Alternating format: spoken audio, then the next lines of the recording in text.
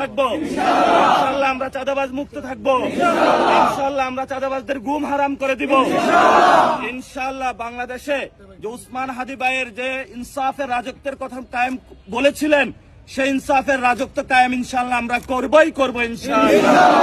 সবাই ভালো থাকবেন, ফ্যামিলিকে টাইম দিবেন, এবং সবাই হাত নামান, সবাই ফ্যামিলিকে টাইম দিবেন, এবং সবাই আপনারা রমজানে ইবাদতের মাস, বরকতময় রমজান, এই সময়ে অনেকগুলো বড় সমস্যা হয়, সিন্ডিকেটের সমস্যা, যাতে কোনো ব্যবসায়ী যদি দাম বাড়ায় কোনো কারণে, আমরা কিন্তু বসে থাকবো না ইনশাআল্লাহ।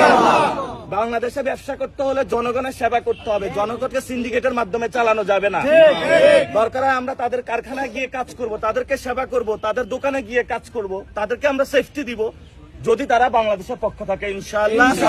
এবং ফ্যামিলিকে টাইম দিবেন, যারা অসহায় গরিব আছে তাদেরকে ইফতার বিতরণ করবেন ইনশাআল্লাহ। আমরা বিভিন্ন জায়গায় ইফতারের কর্মসূচিও দিব, ইফতার করব, আমরা 30 দিন 30 মসজিদে ইনশাআল্লাহ তারাবি পড়ব, জনগণের সাথে কথা বলবো, এবং আমাদের লড়াই একটাই, ঢাকা হাটের ইনসাফের রাজত্ব আমরা কায়েম করবো ইনশাআল্লাহ। সবাই দোয়া করবেন। আসসালামু আলাইকুম ওয়া রাহমাতুল্লাহ।